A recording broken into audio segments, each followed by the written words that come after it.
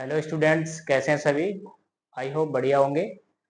जैसा कि पिछली क्लास में हम लोगों ने वास्तविक संख्याएं पढ़ी थी। क्या पढ़ी थी? वास्तविक संख्याएं। वास्तविक संख्याओं से संबंधित अवधारणाओं को पढ़ा था पिछली एक्सरसाइज में 1.2 में। 1.2 में किसको पढ़ा था? वास्तविक संख्याओं से संबंधित अवधारणाओं को, जिसमें परिमेय तथा अपरिमेय संख्याओं को, इनकी अवधारणाओं को समझा था कि कैसे सिद्ध करते हैं कि ये संख्या अपरिमेय है। अब इसमें पिछली एक्सरसाइज में कुछ क्वेश्चन रह गए थे जिनको आगे बढ़ाना है, और उम्मीद करते हैं पिछली क्लास समझ में आई होगी। अगर कहीं पे आपने नहीं देख पाया है क्लास को, तो पिछली क्लास स्टार्टिंग से देख सकते हैं, चीजें समझ सकते हैं, और जो क्वेश्चन रह गए हैं वो अब आगे कंटिन्यू कराए जाएंगे। देखते हैं, चलिए।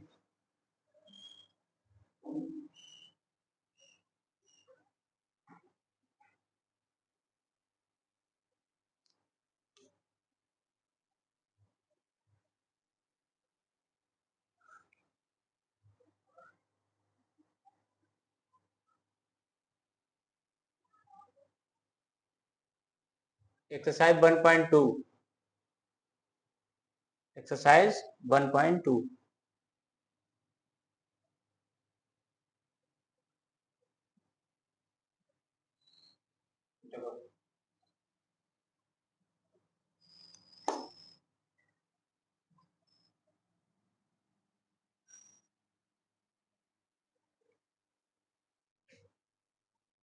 इसको जूम कर देते हैं थोड़ा। इसके क्वेश्चन नंबर 3 तक हो गया था। 3 के सारे पार्ट हो गए थे। क्वेश्चन नंबर 4 वाला सॉल्व करेंगे। क्वेश्चन नंबर 4 सॉल्व करेंगे। क्वेश्चन नंबर 4 में ये कह रहा है, सिद्ध कीजिए कि √3 प्लस √5 एक अपरिमेय संख्या है। क्या सिद्ध करेंगे? √3 प्लस √5 को एक अपरिमेय संख्या सिद्ध करना है। क्या सिद्ध करना है? अपरिमेय संख्या। पहले हम क्या करेंगे, हमें एक कल्पना करनी होती है, हमें अवधारणा लेनी पड़ती है कि ये क्या होगी, एक परिमेय संख्या मान लेंगे। परिमेय मानेंगे तो बाद में हमें जो भी इसकी अवधारणा के बारे में देखेंगे, क्या समझेंगे कि ये सही सिद्ध हो रहा है या नहीं हो रहा है। अगर अवधारणा गलत होगी तो वो कैसी संख्या होगी? अपरिमेय संख्या होगी। चलिए देखते हैं क्वेश्चन नंबर 4।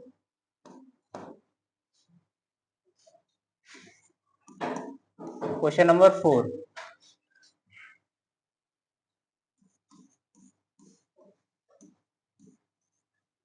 सिद्ध करना है। क्या सिद्ध करना है? कि √3 प्लस √5 एक अपरिमेय संख्या होगी। कैसी संख्या होगी? अपरिमेय संख्या होगी। अपरिमेय संख्या। ठीक। अब इसमें पहले हमें क्या करना पड़ेगा, इसको कल्पना लेते हैं, इमेजिन करते हैं ये कोई परिमेय संख्या हो सकती है। कैसी संख्या हो सकती है? परिमेय संख्या।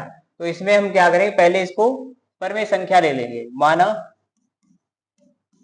√3 प्लस √5 एक परिमेय संख्या। कैसी संख्या होगी? परिमेय संख्या है। अगर ये परिमेय संख्या है तो हमें परिमेय के रूप में लिख के दिखाना पड़ेगा। तो क्या करेंगे, √3 प्लस √5 बराबर परिमेय संख्या के रूप में लिखेंगे तो इसको हम P/Q के रूप में ले लेंगे। परिमेय संख्याएं क्या होती हैं? वे संख्याएं जिन्हें हम P/Q के रूप में ले सकते हैं, परिमेय संख्याएं होती हैं। तो इसको लिख दो P/Q। अब ये परिमेय के रूप में लिख गया है कि हम इसको हमने लिया था परिमेय संख्या, तो परिमेय के रूप में लिख के दिखा दिया। अब क्या करेंगे, हम √3 को √5 को पक्षांतर कर देंगे। √3 बराबर P/Q माइनस √5। ठीक है। अब इसमें क्या करेंगे, दोनों पक्षों का वर्ग कर दीजिए। क्या करेंगे? दोनों पक्षों का वर्ग कर देंगे। दोनों पक्षों का वर्ग करेंगे, क्योंकि √3 कैसी संख्या है? अपरिमेय संख्या है। दोनों पक्षों का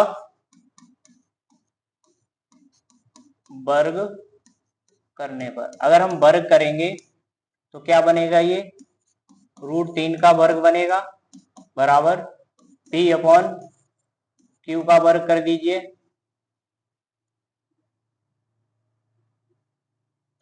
अब होल वर्ग करेंगे इसका, क्या करेंगे, इसका होल वर्ग इस तरह से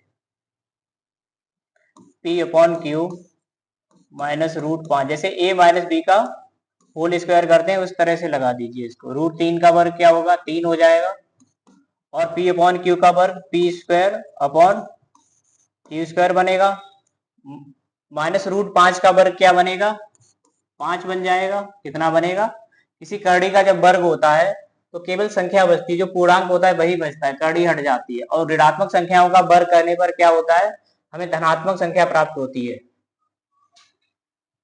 a² plus b² minus 2ab होता है, a माइनस बी का होल स्क्वायर क्या होता है, a माइनस बी का होल स्क्वायर। इससे हल करेंगे इसको, a² माइनस b², क्या हल करेंगे, a² plus b² minus 2ab।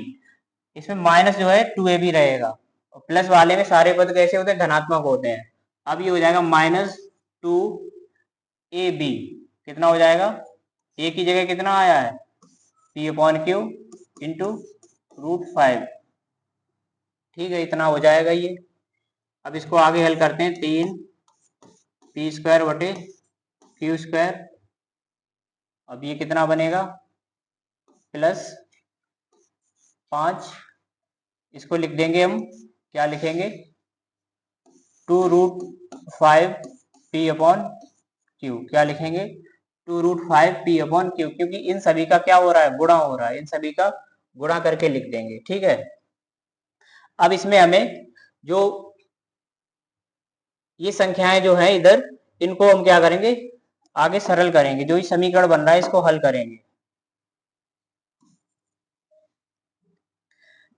यहां से 3 जो है 5 के तरफ पक्षांतर करेंगे, और ये वाली संख्या जो है दूसरी तरफ पक्षांतर करेंगे, तो ये क्या बनेगा, 2√5 p अपॉन क्यू, और ये जब इधर आएगा लेफ्ट साइड तो कैसा होगा, ये माइनस है तो ये वाला प्लस का हो जाएगा, पक्षांतर करेंगे तो प्लस का हो जाएगा, और ये यहाँ पर प्लस है, जब इसको हम इधर लाएंगे तो ये माइनस का हो जाएगा, क्या बनेगा, ये माइनस का p² अपॉन q², यही बनेगा। और 5 तो ऑलरेडी इधर है, 3 को हमने पक्षांतर किया तो ऐसे बनेगा, ये 5 में से 3 घटा देंगे। अब इन दोनों का जब लासा लेंगे इस साइड का तो कितना बनेगा, ये q² लासा हो जाएगा, और ये कितना बनेगा, q² जब होगा यहाँ पर गुणा करेंगे तो 2√5p और q, यहाँ कितना बचेगा, माइनस का p² बराबर कितना हो जाएगा, 2, कितना हो जाएगा, 2 हो जाएगा, ठीक है। अब यहां से आगे हल करते हैं इसको, अपॉन 1 कर दो, इसका क्रॉस मल्टीप्लाई कर दो, 2√5 pq माइनस p² बराबर 2q², ठीक है। अब यहां से 2√5 pq और ये p² को q² के साथ ऐड करेंगे, अब क्या करेंगे, 2q² माइनस है तो प्लस हो जाएगा p², ठीक है। अब क्या बचा यहाँ पर देखो, केवल यहाँ पे हमें √5 को रोकना है, किसको, √5 को यहाँ पे रखेंगे, √5, बाकी सभी को पक्षांतर करेंगे। ये जब गुणा में है तो पक्षांतर होगा, इनका ट्रांसफर करेंगे इसको तो क्या बनेगा, ये भाग लग जाएगा इससे, तो इसको हम लिखेंगे √5 बराबर 2q² प्लस p² अपॉन कितना हो जाएगा, 2√5pq, कितना हो जाएगा, 2√5pq। अब इसमें से अब देखते हैं, देखो ये जो संख्या बनी है इधर 2q² plus p² upon 2√5pq, ये जो है किसके फॉर्मेट में है, ये जो है p अपॉन क्यू, किसके रूप में है, p अपॉन क्यू, जो कि परमेय संख्या को बता रही है, किसको, परमेय संख्या को। ये जो संख्या है ये बता रही है कि ये कैसी संख्या होगी, परमेय संख्या होगी। लेकिन जो √5 है, ये जो √5 है, सॉरी √5 यहाँ पे नहीं होगा, कितना, एक सेकेंड, 5 को तो यहीं पे रखा था, यहाँ पे केवल आएगा 2p और q रहेगा, कितना रहेगा, 2p क्यूब। अब इससे ये पता चल रहा है यहाँ पे लिखेंगे 2q² plus p² upon 2pq, एक परिमेय संख्या, एक परिमेय संख्या है। अगर ये परिमेय संख्या है तो √5 भी कैसी संख्या होनी चाहिए? परिमेय संख्या होनी चाहिए। लेकिन √5 है कैसी संख्या? अपरिमेय संख्या है। क्या परिमेय संख्या √5 इसके बराबर हो सकता है? नहीं हो सकता है। तो क्या लिखेंगे?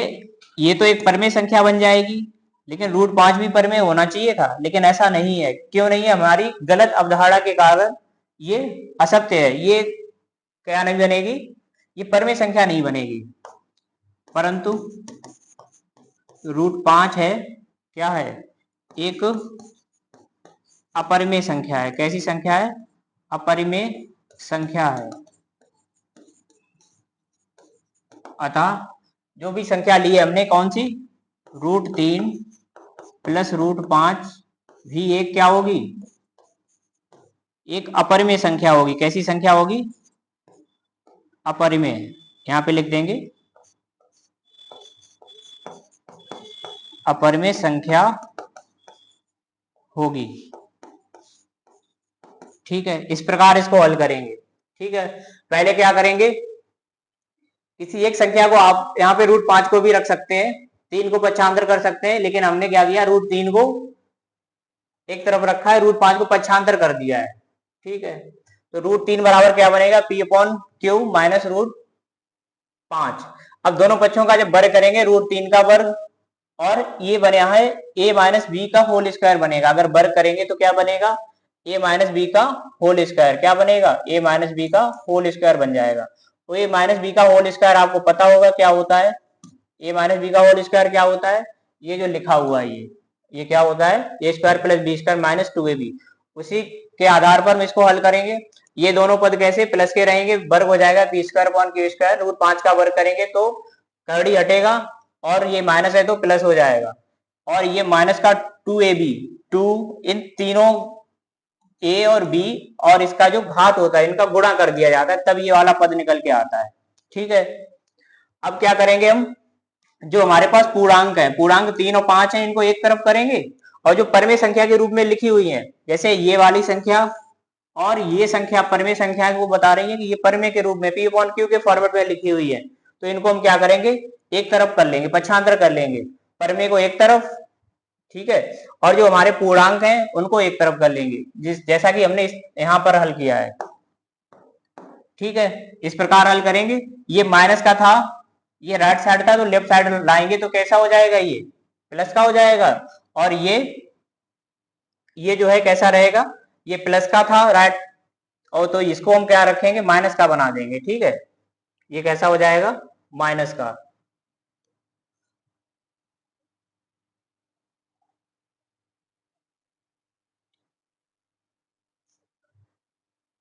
अब आगे इसको जब हल करेंगे, इसका लासा लेंगे, कितना हो जाएगा? q²। q और q² का लासा कितना होगा? एलसीएम q² होगा। और इसको जब सरल करेंगे इस प्रकार से, यहाँ पर केवल p² बचेगा, यहाँ पर 2√5 pq बचेगा, और यहाँ पर 5 में से 2 घटाएंगे, सॉरी 5 में से 3 घटाएंगे, कितना होगा? 2 आ जाएगा। अब यहाँ से हमारे पास समीकरण बन रहा है, इसको हम क्या करेंगे? क्रॉस मल्टीप्लाई, जो कैंची का गुणा होता है, वज्र गुणन करते हैं। ठीक है, वज्र गुणन करके इसको हम हल करेंगे, समीकरण बनेगा इस प्रकार से। ठीक है, 2q² एक साइड हो जाएगा, बाकी का इधर एक का गुणा करेंगे, ये समीकरण एक ही जैसा रहेगा। अब इसमें कुछ पदों को पक्षांतर करेंगे, केवल हमें किसको रोकना है? √5 को। अपरिमेय संख्या जो होगी उसको रोकेंगे। उसको क्या करेंगे? यहीं पर बाकी संख्याओं को पक्षांतर कर देंगे। 2pq को पक्षांतर जब करेंगे तो p का जब पक्षांतर किया तो इसमें ये जुड़ गया है, और 2pq का पक्षांतर करेंगे तो इससे भाग लगेगा, क्योंकि ये गुणा में है। गुणा, जब कोई संख्या गुणा में होती है तो दूसरी साइड उसका पक्षांतर करते हैं तो उससे भाग लग जाता है, वो भाग में चली जाती है। ठीक है, तो ये संख्या ये बता रही है, ये जो लिखी हुई है ये p/q के रूप में है, तो ये बता रही है कि ये परिमेय संख्या होगी। लेकिन उसके हिसाब से तो √5 भी क्या होना चाहिए था? परिमेय होना चाहिए था, लेकिन ऐसा नहीं है। ऐसा क्यों नहीं है? तो हमने पहले से ही अवधारणा ली थी परिमेय संख्या होगी, लेकिन हमने अवधारणा जो ली है वो गलत ली है। जो अवधारणा है वो हमारी गलत कल्पना की वजह से ये एक कैसी अपरिमेय संख्या प्राप्त हो रही है, परिमेय नहीं आ रही है। ठीक है, इस प्रकार हल करेंगे इसको, नोट कर लें इसको। और आगे का क्वेश्चन देखते हैं, क्वेश्चन नंबर 5।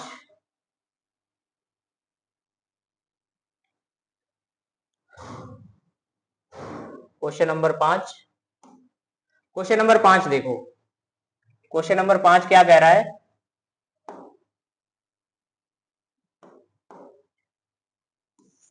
क्वेश्चन नंबर 5 का पहला फर्स्ट ऑप्शन क्या है, 3/2√5। इसको बताना है कि एक परमेय संख्या है। क्या बताना है इसको, एक परमेय संख्या है। तो क्या करेंगे, इसको हम पहले मान लेंगे, माना 3/2√5 एक परमेय संख्या, परमेय संख्या मान लीजिए। क्या मान लेंगे, परमेय संख्या मान लेंगे इस प्रकार से, ठीक है। अगर हमने परमेय माना है तो इसको हमें क्या करना पड़ेगा, परमेय संख्या माना है तो इसको हमें परमेय के रूप में लिख के दिखाना पड़ेगा। किसके रूप में, परमेय संख्या के रूप में लिख के दिखाना पड़ेगा। परमेय संख्या P अपॉन Q के रूप में व्यक्त करनी पड़ती है, तो इसको भी हम क्या करेंगे, P अपॉन Q के रूप में व्यक्त करेंगे। तो लिखेंगे 3/2√5 बराबर P अपॉन क्यूब हो जाएगा।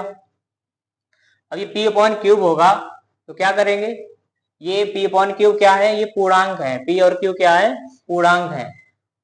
और सहअभाज्य संख्याएं भी कह सकते हैं, पूर्णांक और सहअभाज्य। सहअभाज्य संख्याओं का मासा कितना होता है, 1 आता है। मासा हमेशा 1 आएगा इन दोनों का। अब इसको हल करेंगे, इसके या तो इसको क्रॉस मल्टीप्लाई करके कर सकते हैं, या फिर इसके अंक, इसको पलट देंगे। संख्या को पलटने पर हमें एक नई संख्या प्राप्त होगी।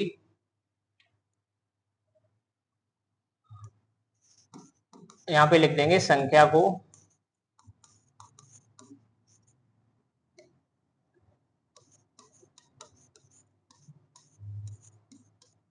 इस संख्या को पलटेंगे, जो हर है वो अंश बनेगा, अंश है वो हर हो जाएगा। तो ये लिखेंगे 2√5/3 बराबर Q अपॉन P हो जाएगा, उल्टा हो जाएगा ये, ठीक। यहाँ पे कंडीशन ये रहेगी Q is not equal 0, Q 0 नहीं होना चाहिए। और P और Q क्या होंगे, ये पूर्णांक है। क्या है, ये पूर्णांक होंगे, ठीक है। अब यहां से देखो, ये जो 3 है, ये वाला 3, इसको सरल करेंगे। 3 जो है इधर क्रॉस गुणा होगा तो 3 के साथ गुणा हो जाएगा, 2 का भाग लग जाएगा, तो ये संख्या बनेगी √5 बराबर कितना बनेगा, 3Q/2P, 3Q/2P। इससे क्या पता चल रहा है कि P अपॉन Q परमेय संख्या थी। अब इसके अंक हमने बदल दिए, संख्या को उल्टा कर दिया है, तब भी तो ये संख्या कैसी प्राप्त हो रही है, परमेय संख्या मिल रही है। Q अपॉन P क्या है, एक परमेय संख्या है। कैसी संख्या है, परमेय संख्या है। Q अपॉन P क्या है, परमेय संख्या। इसमें कंडीशन ये, यहाँ पर P 0 नहीं होगा। क्या नहीं होगा, P 0 के बराबर नहीं होगा, ठीक है। P इज नॉट इक्वल 0, ये कंडीशन होगी, क्योंकि इसमें हर P है ना, तो P 0 नहीं होगा। यहाँ पर Q था तो Q 0 नहीं होगा। तो यहाँ पे लिख सकते हैं, अतः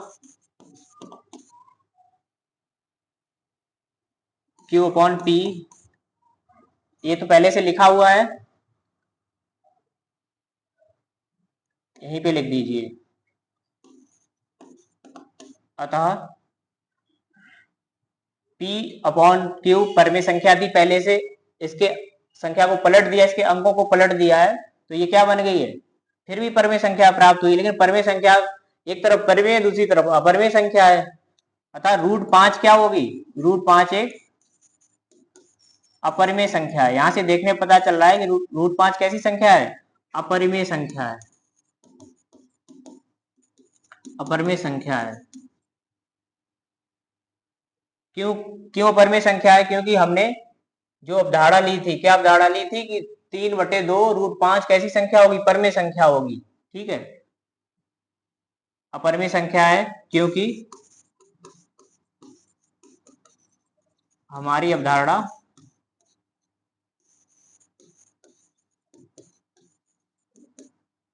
गलत है या फिर असत्य है, ठीक है। गलत है इसलिए जो संख्या पहले दी थी, क्या दी थी, 3/2√5 भी एक क्या होगी, अपरिमेय संख्या होगी। क्या ऐसी संख्या होगी, अपरिमेय संख्या होगी, ठीक है। कितना लिखेंगे यहाँ पर, ये जो है Q/P ये परिमेय को बता रहा है, P/Q भी परिमेय संख्या को व्यक्त कर रहा है। लेकिन परिमेय संख्या एक तरफ अपरिमेय संख्या, दोनों बराबर कैसे हो सकती हैं। अतः हमारी जो अवधारणा है वो कैसी होगी, गलत होगी, असत्य होगी। इसलिए जो √5 है वो परिमेय संख्या होगी। √5 कैसी है, परिमेय संख्या, अपरिमेय, सॉरी, कैसी संख्या है, √5 अपरिमेय संख्या है, ये जो है अपरिमेय संख्या है। इसलिए ये जो पूरी संख्या है कितनी, 3/2√5 कैसी होगी, अपरिमेय संख्या होगी। कैसी संख्या होगी, अपरिमेय संख्या होगी, ठीक है। अब एक सवाल रह गया, उसको भी हल करते हैं, इसको नोट कर लें।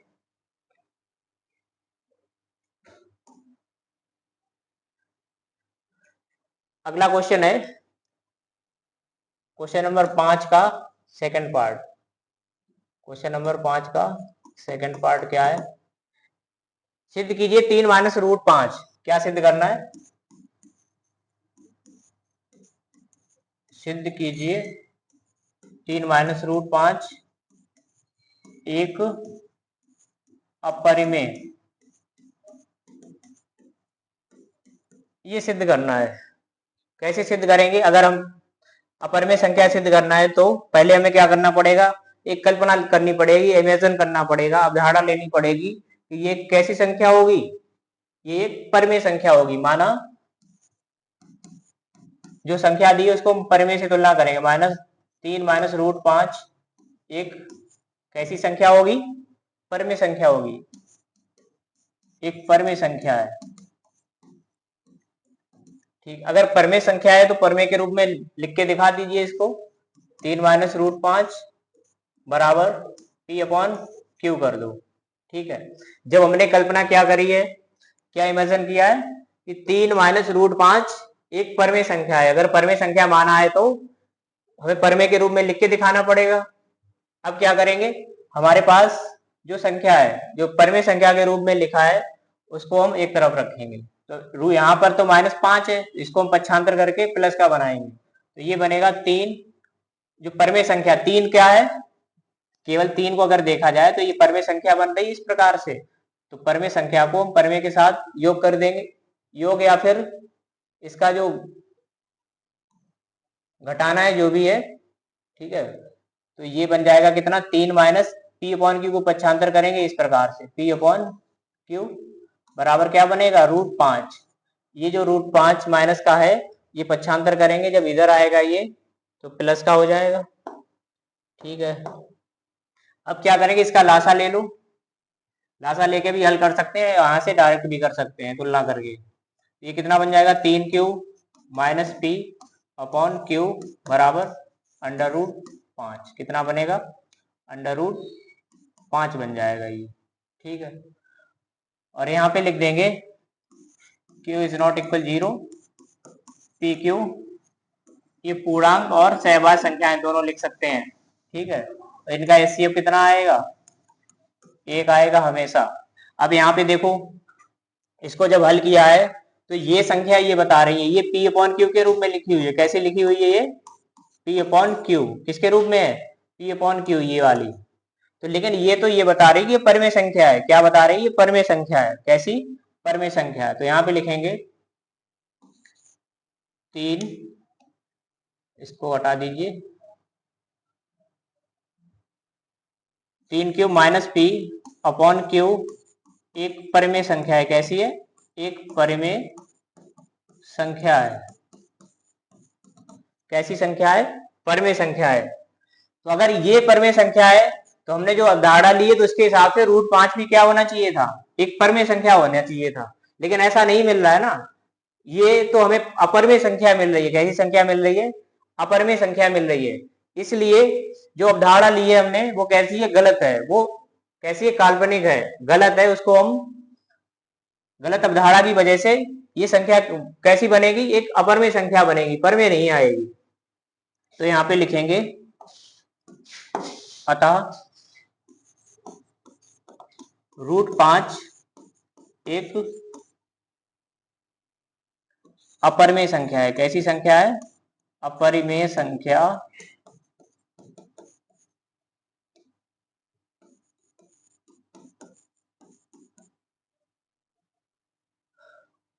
√5 एक अपरिमेय संख्या है क्योंकि, यहां लिखें क्योंकि ली गई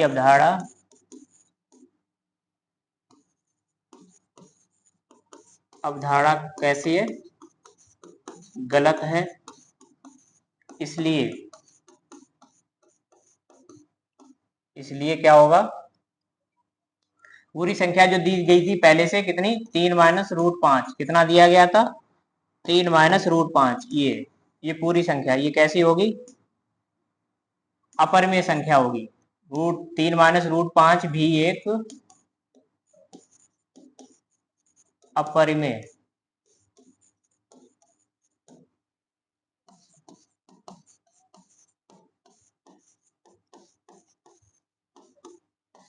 ये हल हो गया है। ठीक है, और अब इस क्लास में 1.2 एक्सरसाइज भी कंप्लीट हो गई है। उम्मीद करते हैं समझ में आया होगा। जो चीज क्लियर नहीं हुई है तो वो दोबारा से पीछे वीडियो देख सकते हैं, पीछे की क्लास देख सकते हैं, और सभी क्वेश्चंस को एक एक करके सारी चीजों को हल करेंगे और समझेंगे। ठीक है, और इसके बाद आगे का अगली क्लास में, ठीक है, और पिछली सारी क्लासों को आप चेक करेंगे चैप्टर 1 से। जिस किसी में ने नहीं देखा है तो वो आगे से देख सकते हैं और चैप्टर को बेसिक तरीके से समझ सकते हैं। ठीक है, ये एक्सरसाइज कंप्लीट हो गई है, आगे का चैप्टर देखते हैं, अगली क्लास में स्टार्ट करेंगे। आज के लिए इतना ही, जय हिंद।